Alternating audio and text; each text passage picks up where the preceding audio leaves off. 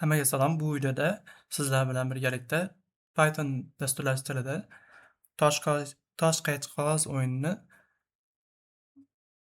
birgalikda tuzishga harakat qilamiz. Buning uchun bizga birinchi avval e, kod yozish uchun dastur kerak. Buning uchun har xil dasturlar bor. Biz VS Code dasturidan foydalanamiz. Foydalanishga nisbatan oson bo'lganligi uchun bu saytdan yuklab olishingiz mumkin.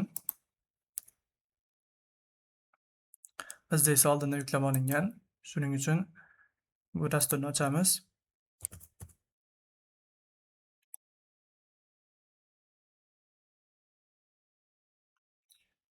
Keyin Python o'rnatilganligini tekshirish kerak. Bizda keyin har ehtimolga qarshi mana bu yerda Pythonga aloqasi bo'lgan extensionlar o'rnatish foyda beradi. Ya'ni bu extensionlar bizni kodimizni ishlashiga qo'shimcha yordam beradigan dasturlar.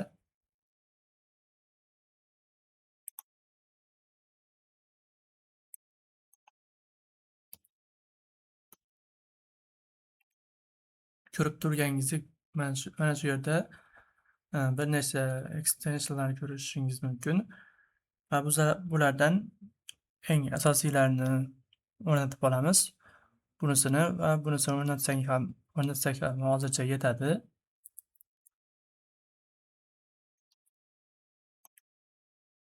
Bizda oldindan o'rnatilgan, siz ham o'rnatib olsangiz bo'ladi.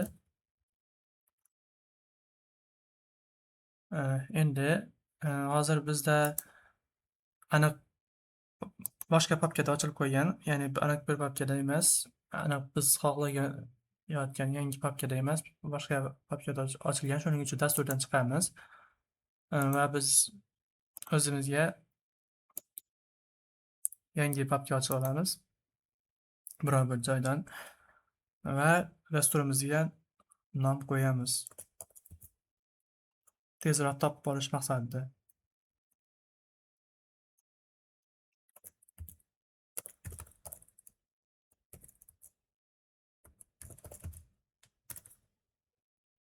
Men shunday nomlashga qaror qildim. Endi sizda VS Code to'g'ri o'rnatilgan bo'lsa, mana shu papkani ustiga sichqonchani olib kelib, sichqonchani o'ng tugmasini bosganda Open with Code bo'limi ochilishi kerak va biz shu joyga kirib olishimiz kerak va aynan biz tanlagan papkada VS Code dasturi ishga tushadi. Bu yerdan ishlatishni so'rayapti, ya'ni shu dasturga, shu papkaga, shu qismga ishonasanmi degan maqsadda so'rayapti. Biz ruxsat beramiz. Endi biz asosiy Python faylimizni yaratib olamiz. Bunda istalgancha nom berishimiz mumkin. Va bizga oson bo'lish uchun ko'pchilik ishlatadigan main.py qilib nomlashimiz ham mumkin. Bu ko'pchilik uchun oson, ham dasturni yurgizishga, terminal orqali yurgizishda nisbatan vaqtni tejaydi, ya'ni nomini kiritishga qulay. Yaxshi, endi shu yerdan kod yozishni boshlaymiz. VS Code dasturida biz dastur yaratmasdan oldin uni qanday tuzishimiz haqida va nimalar bo'lishi haqida o'ylab olishimiz kerak. Biz tosh qaychi qog'oz o'yinini tuzmoqchimiz. Buning uchun bizga o'yinni o'zidagidek tanlash imkoniyati bo'lishi kerak va tasodifiy holatlar bo'lishi kerak. Biz kompyuter bilan o'ynayotganimiz uchun kompyuter tasodifiy tanlaydi, biz o'zimiz tanlaymiz. Buning uchun esa bu funksiyadan foydalanish uchun esa Pythonning random kutubxonasi kerak bo'ladi. Random kutubxonasi tasodifiy qiymatlarni aniqlash uchun bizga kerak bo'ladi.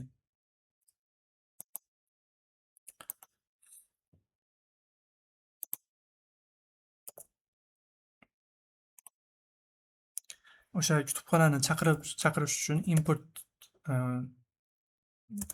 so'zdan foydalanamiz. Import random kutubxonasidan chaqirish uchun endi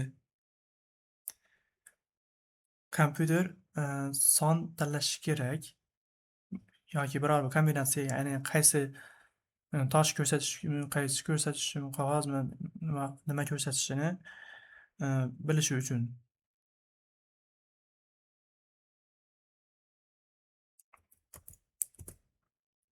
Buning uchun o'zgaruvchi tanlaymiz va bu o'zgaruvchi funksiyaga biz nom tanlaymiz. Bu bizni funksiyaga nom tanlashimiz kerak. Bu yerdagi def so'zi yangi funksiya yaratish uchun foydalaniladi. Hozir aytgandek va bu funksiyaga endi biz nom tanlashimiz kerak va uni nima ish bajarishini ko'rsatib o'tishimiz kerak. Aytaylik, kompyuter tanlovi deb o'zimiz tushunishimiz uchun o'zbekcha yozamiz, lekin ko'pincha katta asosiy loyihalarda ingliz tilida yozilib ketiladi. Uni ko'pchilik tushunishi maqsadida.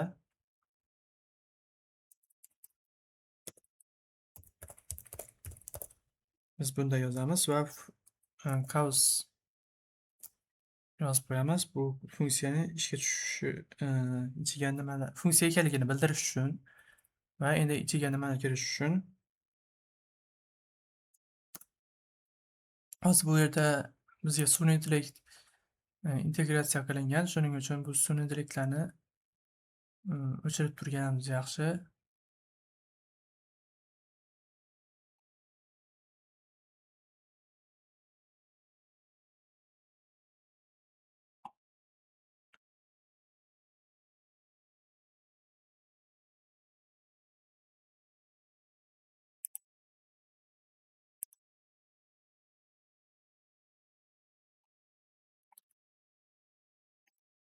Nimagadir baribir foydasi bo'lmadi. Lekin sizda unday bo'lmaydi. Men ko'p narsa o'rnatib tashlaganim uchun darrov kodlarni tanib qolib, taklif qilyapti. Siz e'tibor bermaysiz. Biz endi o'yinda foydalanuvchi bilan muloqot qilish uchun matn yozamiz va uni shu funksiyani ichiga kiritamiz.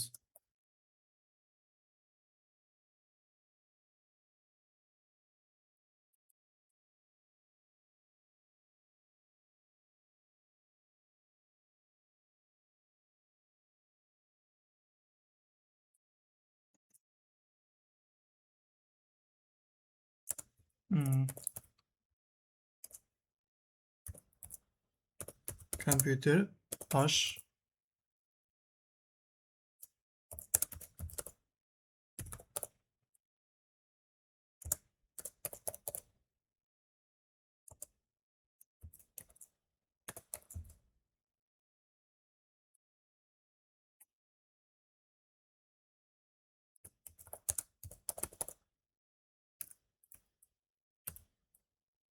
endi variantlarga kiritishimiz kerak.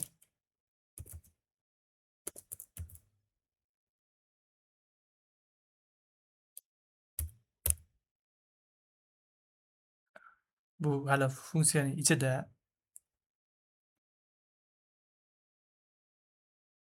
Biz kiritgan kompyuter tanlovi funksiyasining ichida va buni keyinchalik chaqiramiz. Hozir uchala variantni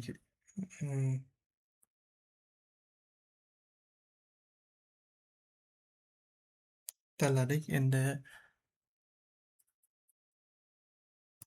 kompyuter biz tanlagan variantlardan bittasini tanlash kerak. Ya'ni random kutubxonasi orqali tasodifiy ravishda tanlash kerak va shu kodni yozamiz.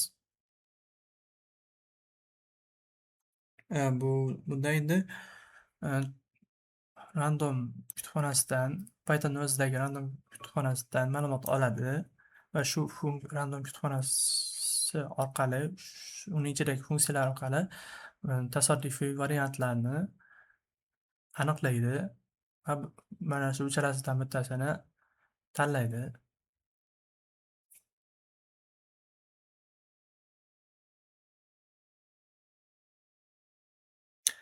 Endi bizga endi biz g'olibni aniqlash funksiyasini o'rnatishimiz kerak. Buning uchun yana g'olibni aniqlash bu funksiyaga yana nom beramiz.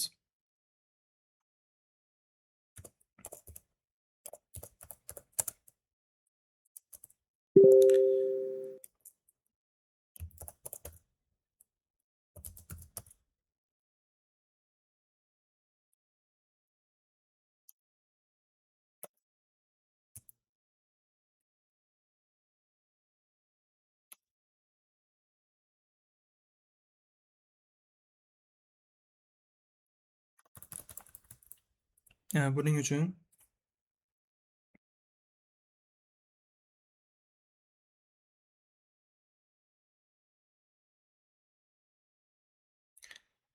kim yutganini aniqlashi kerak va natijani chiqarishi kerak ekranga.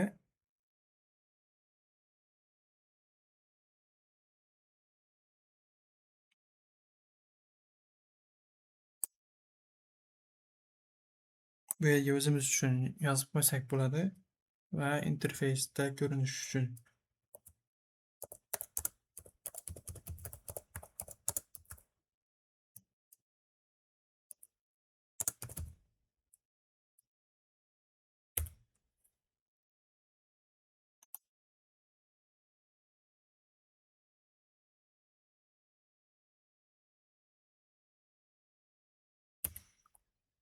Endi agar if funksiyasi bu mantiqiy funksiya, agar foydalanuvchi kompyuter bilan bir xil bo'lsa, durang bo'ladi. Ya'ni bir xil tanlov. Tosh bilan tosh, qaychi bilan qaychi, xullas qog'oz bilan qog'oz bo'lganda bo'ladi.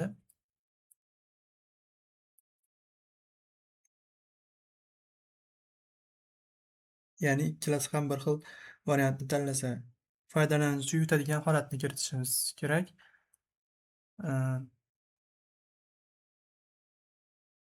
Buning uchun elif funksiyasidan foydalansak bo'ladi. Ya'ni bu holat bo'lmasa, aksincha bunday bo'ladi. Ya'ni boshqa variantlar foydalanuvchi toshni tanlaganda, kompyuter qaychini tanlasa, tabiiyki tosh yutadi, qaychi yutqazadi. Shu shartlarni birma-bir kiritib chiqishimizga to'g'ri keladi. Bu yerda agar qaychini tanlasa, foydalanuvchi va kompyuter qog'ozni tanlasa, bu qanday holatlarda yutishini tanlab chiqamiz. Ya'ni qaychi qog'ozni yengadi, qog'oz esa toshni yengadi. Xullas shunaqa.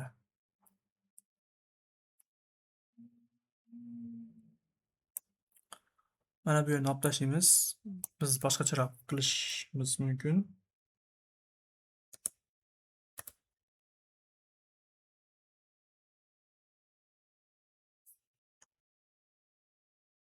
Keling, buni boshqacharoq funksiya qilib olamiz.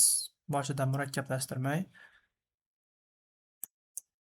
Yutish shartlari deb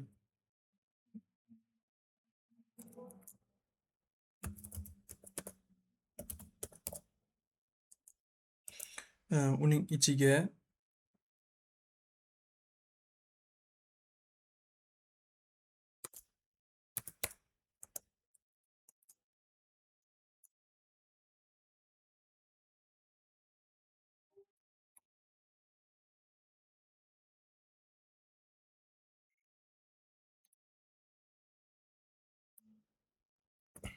yozib chiqamiz hammasini. Oldingi mantig'imizda faqat shunchaki o'qishga, ko'rishga qulay bo'lishi uchun, o'zimiz uchun hozir boshlang'ichiga tushunib olishimiz uchun shunday qilsak bo'ladi.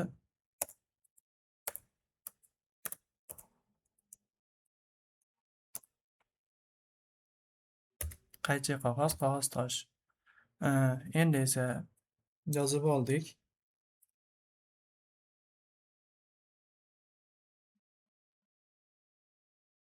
Endi bu yerda shart qo'yamiz. Yutish shartlari shunday bo'lsa, siz yutdingiz degan xabarni chiqarishi kerak.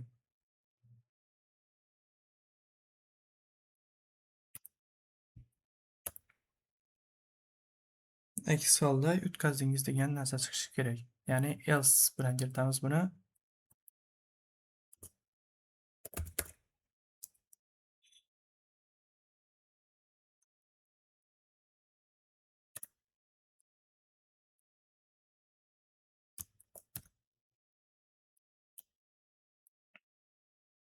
Return yutqazdingiz funksiyasi xabar ishga tushadi aniqrog'i.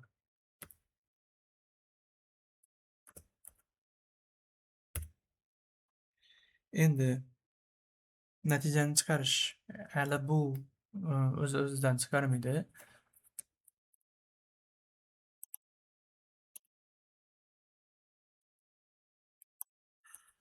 Shuning uchun biz natijani chiqarish uchun ham alohida funksiya yaratib olamiz.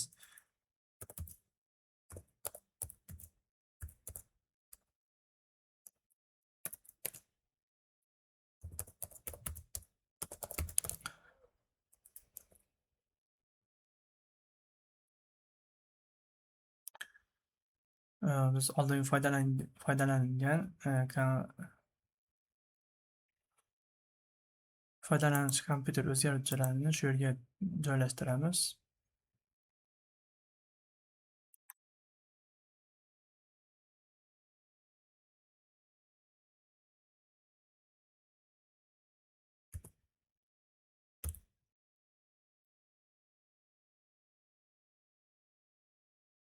Foydalanuvchi kompyuter bu siz tanlandingiz, ya'ni siz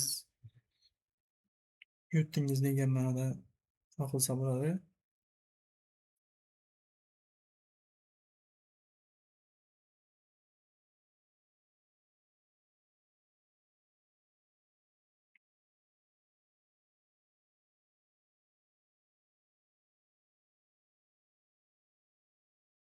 Keling, yaxshisi buni boshqacharoq qilamiz. Har bir tosh qaychi qog'oz uchun emotsiya belgilab olsa bo'ladi. Yangi o'zgaruvchi yaratib qo'yamiz.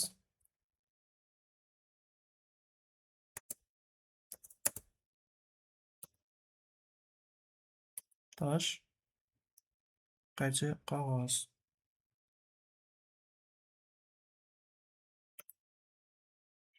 Mana shu sun'iy intellekt sal xalaqit beryapti. Endi natija qanday bo'lsa, shunga qarab xabar ekranga chiqarishimiz kerak.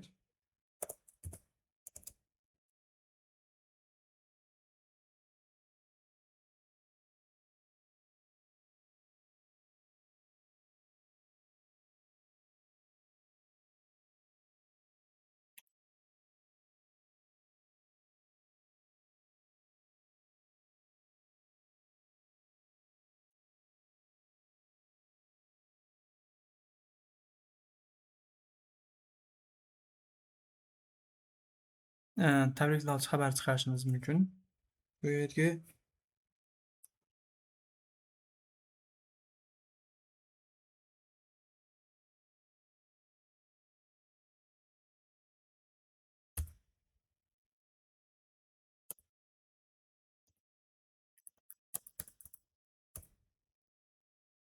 agar unday bo'lmasa deb kiritsak bo'ladi. Siz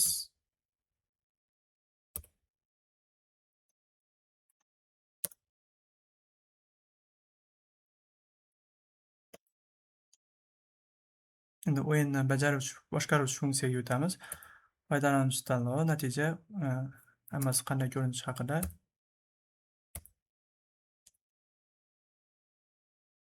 Dasturni hozircha sinab ko'ramiz, qanday ishlayapti, yo'qmi.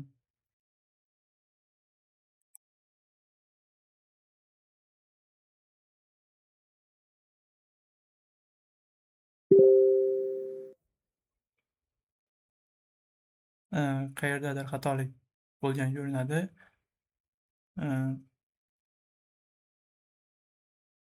10-qatorda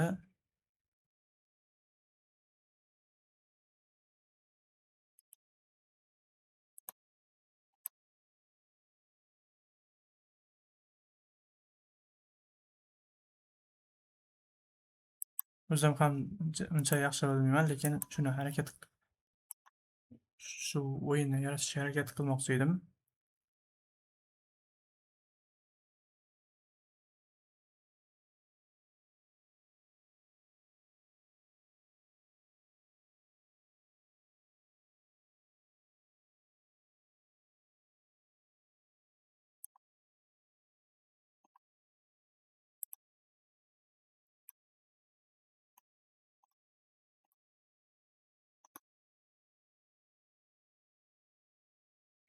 Endi yana ishga tushirishga harakat qilib ko'ramiz. Dasturimiz ishga tushdi.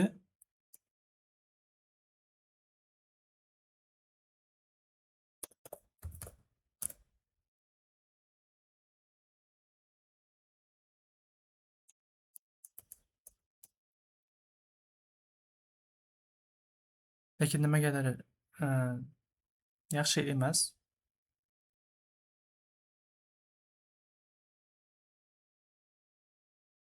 Natijamiz biroz bu o'qishga noqulay. Keling, buni terminal orqali ishga tushiramiz. cmddan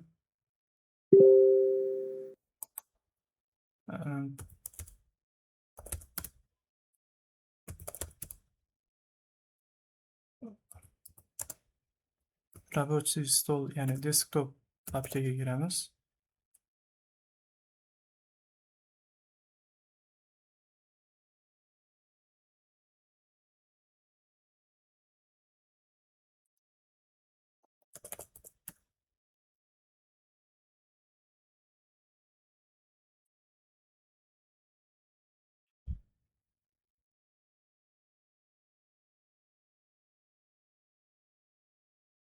Nimagadir desktop papkani topmayapti. Unday bo'lmasa, biz eng oson yo'lini qilishimiz mumkin. Shunchaki biror bir papkaga joylashtirib qo'ysa bo'ladi buni. Buning uchun esa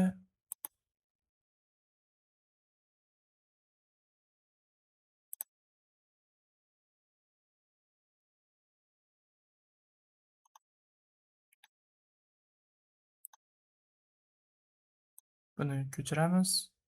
Downloads papkasiga tashlab qo'ysak, topishga ancha oson bo'ladi.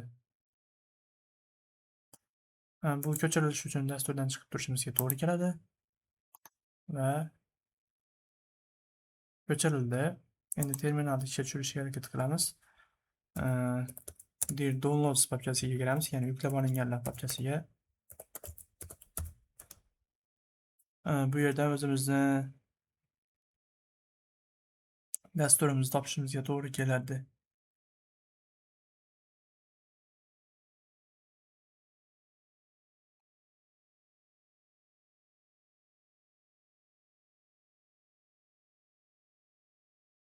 Mana toshqach qog'oz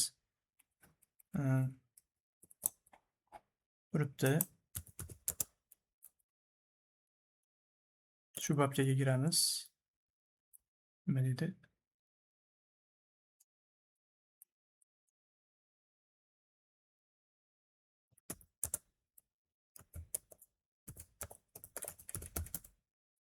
Endi ko'rsak bo'ladi.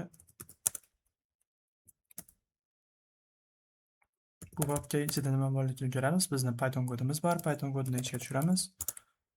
Python agar zamonaviy kutubxonalar ishlatilgan bo'lsa, Python 3 qo'shimchasi bilan qo'shib ketsa bo'ladi. Lekin bizda hozir umumiy standart funksiyalar va kutubxonalar ishlatilgan. Shuning uchun Python o'zi bilan ishga tushirsak bo'ladi. Qog'oz. Siz qog'oz tanladingiz, kompyuter tosh tanladi va siz yutdingiz degan maqsadda. Bu eng sodda ko'rinishdagi o'yin. Va buni kodimizni kirib qaytadan tahlil qilamiz. Bu yerda nimalar bo'ldi? Nimalar o'zgardi? Shuni ko'rish maqsadida.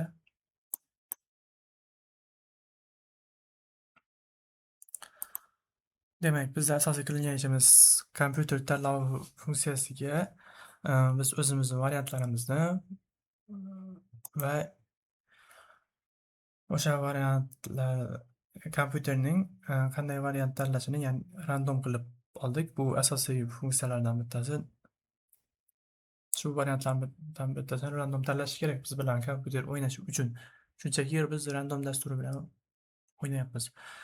G'olibni aniqlash qanday bo'lishini bilishimiz uchun va buni belgilab olishimiz uchun bizga g'olib funksiya kerak bo'ladi va bu g'olibni aniqlash funksiyasi foydalanuvchi va kompyuter nomli o'zgaruvchilarni chaqiradi.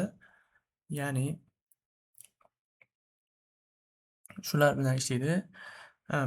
Bu orqali yutish shartlarini kiritib olamiz. Yutish shartlari tosh foydalanuvchi tosh kiritganda, ya'ni foydalanuvchi toshni kiritdi, kompyuter qaychani kiritdi. Bunda foydalanuvchi yutadi. Foydalanuvchi qaychani kiritgan payt kompyuter qog'ozni kiritsa, bunda ham foydalanuvchi yutadi va foydalanuvchi qog'ozni kiritib turib kompyuter toshni kiritsa, foydalanuvchi yutadi. Lekin boshqacha variantlar bo'lgan holatda, bundan boshqa holatlar bo'lganida yutqizadi yoki durang bo'ladi. Qachonki durang bo'ladi? Agarda foydalanuvchi bilan kompyuterni javobi teng bo'lsa. Ya'ni bu yerda bir xil ikkita teng bo'lsa, ya'ni bir javob bir xil bo'lsa, bu o'zgaruvchi bilan bu o'zgaruvchining qiymati teng bo'lsa, durang so'zini qaytarishni ko'rsatyapti. Albatta, bu dasturni keyinchalik kengaytirib, o'zimizga moslab yaxshiroq qilishimiz mumkin. Biz ifdan tashqari qo'shimcha shart kiritishimiz mumkin. Ya'ni yutish shartlari foydalanuvchi uchun kompyuter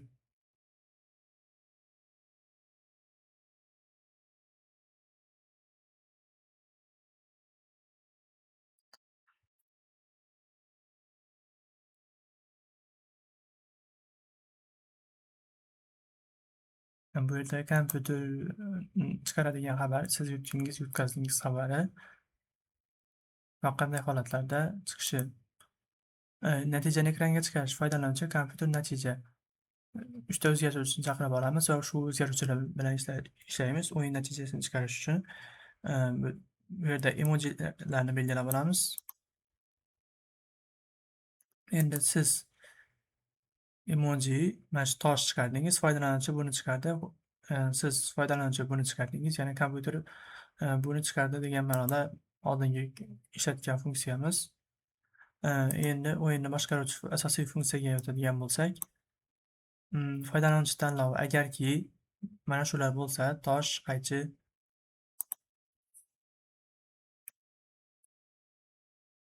qaychi yoki qog'ozni tanlang deganda, bu input Pythonda ma'lumot kiritish uchun ishlatiladi. Foydalanuvchidan ma'lumot qabul qilib olish uchun ishlatiladi. O'sha qabul qilib olingan ma'lumotni foydalanuvchi tanlovi nomli o'zgaruvchiga saqlaydi va bu jarayonda while funksiyasi foydalanuvchi tanlovi agar shularning ichida bo'lmasa, ya'ni iltimos to'g'ri kiriting deydi. Ya'ni biz imlo xato qilgan bo'lishimiz mumkin yoki boshqa narsani tanlab qo'ygan bo'lishimiz mumkin. Shu variantlardan bittasini tanlashimiz kerak. Shunda dastur to'g'ri ishlashini ta'minlagan bo'lamiz. Ya biz kutgan natijani olamiz. Endi kompyuter tanlovi bilan ishlaymiz.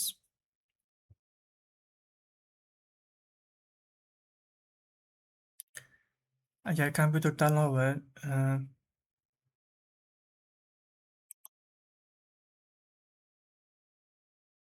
ya'ni bu yerda o'zgaruvchilarni funksiyaga tenglab olganmiz. Kompyuter tanlovi funksiyasi kompyuter tanlovi o'zgaruvchisiga teng, ya'ni bu o'zgaruvchini chaqirganda kompyuter tanlovi funksiyasi ishga tushishi uchun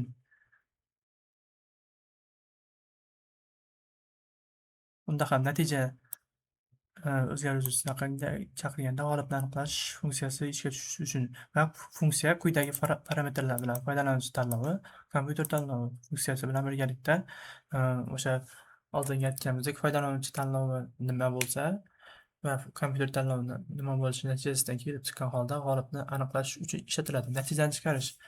G'olib aniqlangandan keyin natijani chiqarish uchun bu xabar foydalanuvchi tanlovi mana shunday edi, kompyuter tanlovi mana shunday edi va natija bunday bo'ldi degan maqsadda xabar bizga chiqarib beradi deb tepada ko'rsatgandek.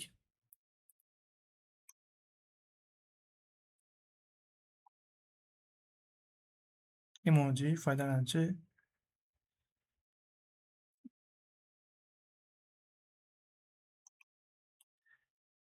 va oxirida name funksiyasi bu Python o'zidagi asosiy funksiya.